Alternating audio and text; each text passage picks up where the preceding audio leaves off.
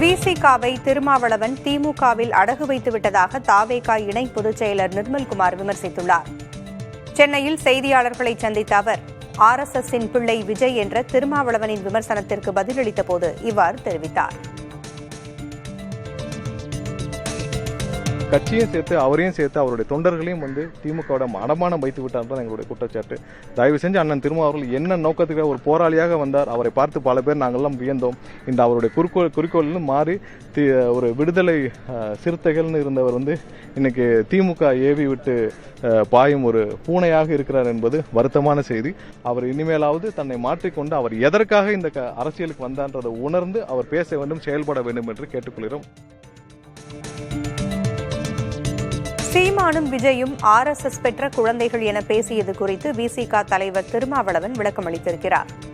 சென்னை வேப்பேரியில் நடந்த கிறிஸ்துமஸ் விழாவில் பங்கேற்ற பின் செய்தியாளர்களிடம் பேசிய அவர் விஜய் ஒரு கட்சிக்கு எதிரான வெறுப்பை மட்டுமே பேசுவதாக கூறினார்.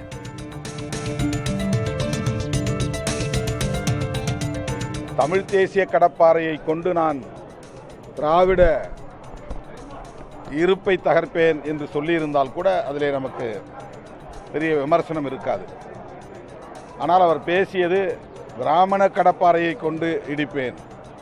ஆகவே அது வெளிப்படையாக தான் யார் என்பதை நாட்டு மக்களுக்கு உணர்த்தியதாகத்தான் உணர முடிகிறது. அதேபோல நண்பர் விஜய் அவர்களுடைய பேச்சு அவருடைய எதிர்கால திட்டங்கள் குறித்தோ தமிழர்களுடைய நலன்கள் குறித்தோ